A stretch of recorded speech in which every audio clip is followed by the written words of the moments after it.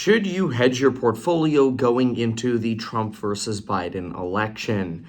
The answer to that, in my opinion, as broad advice is yes, absolutely. But what usually happens after elections is actually generally surprisingly benign. So, in English, let's go through this. Generally, leading up to an election, uncertainties mount that either the continuation of an administration or a shift to a new administration, whether it's Trump or Biden, is going to lead to massive change after the beginning of their term. Usually you have your election, and then people believe rapid changes are going to take place, and the economy is going to take rapid turns very, very quickly based on which person is elected president, as companies decide whether or not to hire based on which person became elected as president. I personally have found, ironically, the opposite to be true, that most of the uncertainty of an election actually happens before the election, and that by the time an election actually occurs, companies and people are able to make decisions about the future in what they believe is a more certain way. And unless we're already in a recession at that point, usually it's easier for companies to hire and to make decisions and to plan because they know, or at least they expect they know, what kind of administration they're going to be up against. So let me simplify that, and then let's talk about some strategies. So, and quick note, I'm in Florida today. We've got Miami right now, Orlando, and Tampa coming up, and then we've got Boston, New York, Toronto, Chicago, Denver, a bunch more locations coming. Oh, Atlanta's in there as well for our House Hack Roadshow. See, House Hack. So if you haven't gone yet to househack.com, click the little investor tab, and then press the Come to Our Roadshow button to RSVP. Consider doing that.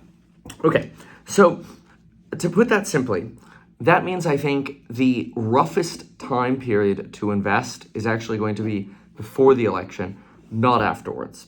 Now, don't get me wrong. I understand that there are a lot of politically divisive issues, and this video isn't about that. This video isn't about saying, oh, the stock market's going to moon if we get the same president or a different president or whatever.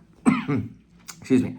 Instead, what this video is that usually before the election, people are most fearful about what could be, whether you have the same president or a change of the guard, different president.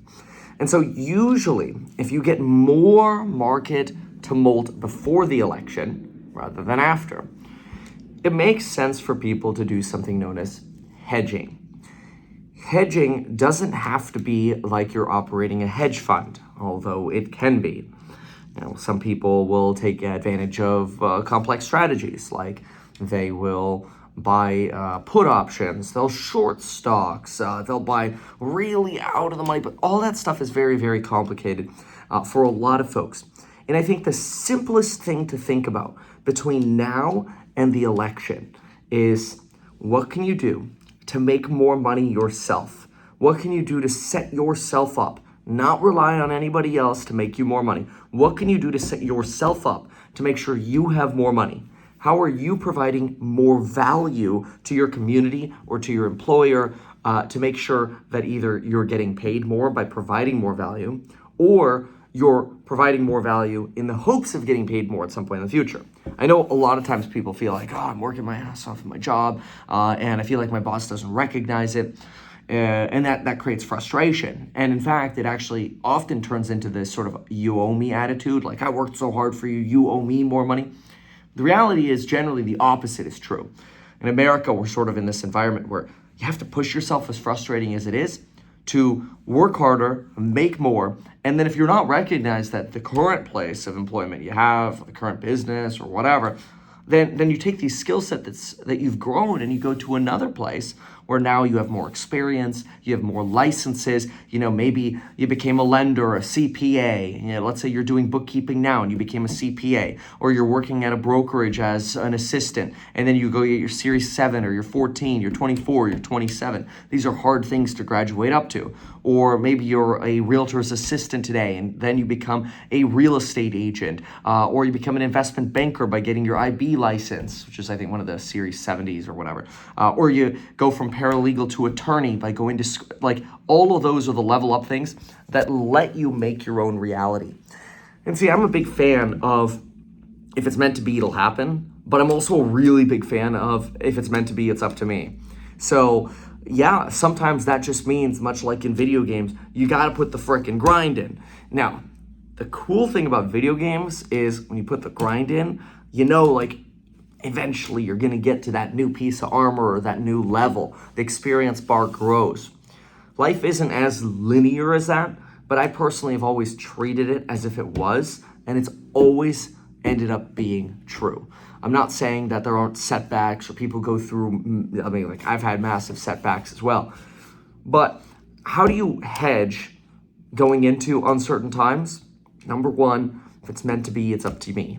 Cash. Increase your income potential to make sure you're making as much money as possible. And one of the ways you do that is you provide more value. So for example, and then I'm going to get into portfolio construction as a financial advisor, but not as personalized financial advice.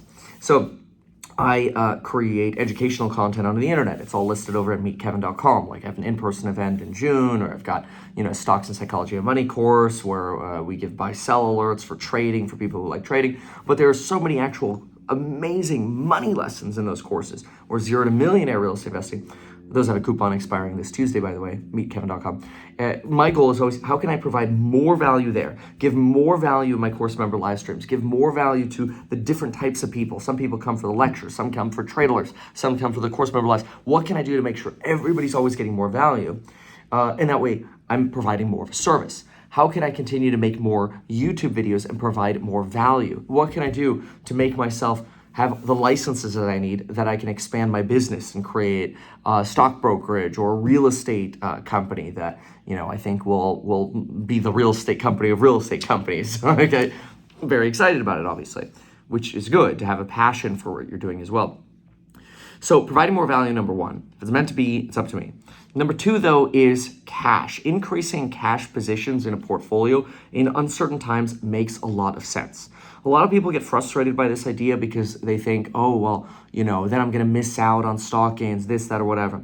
I've gone into a substantial cash position over the last about 2 months here. I really started at the beginning of about March.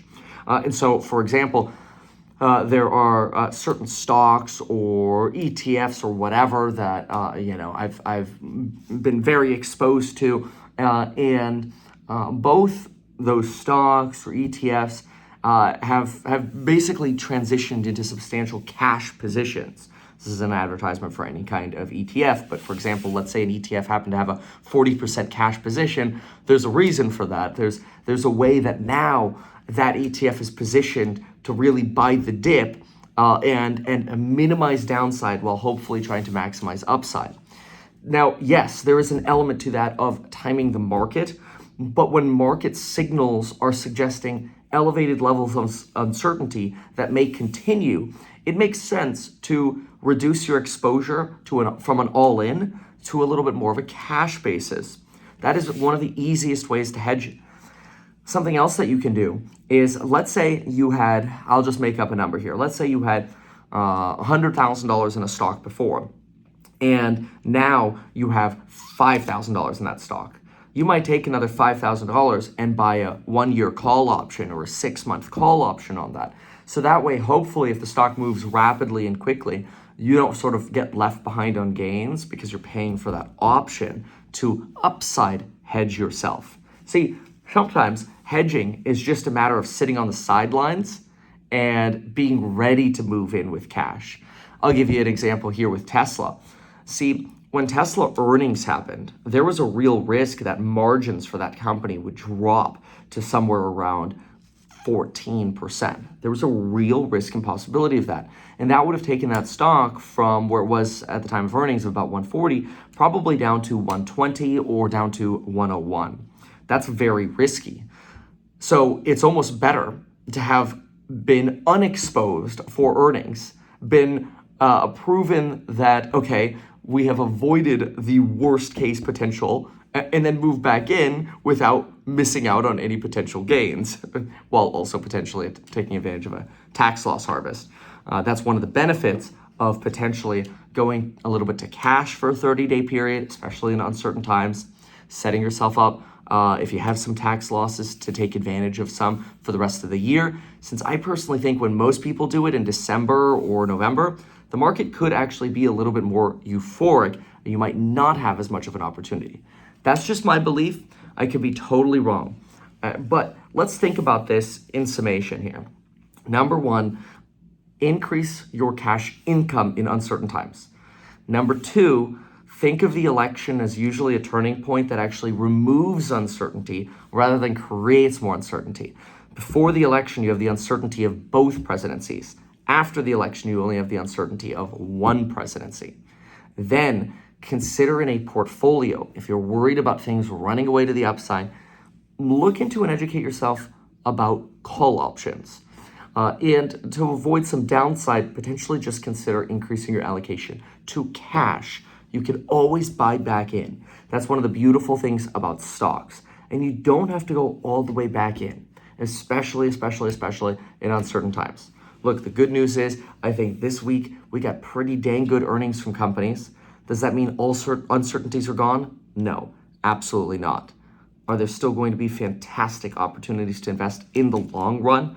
Absolutely. But if your future is going to be affected, your ability to buy a house or to build a business or just pay your bills is going to be affected because you're all in on, let's say, the stock market and you're not properly hedged going into uncertain times, then maybe this video is for you.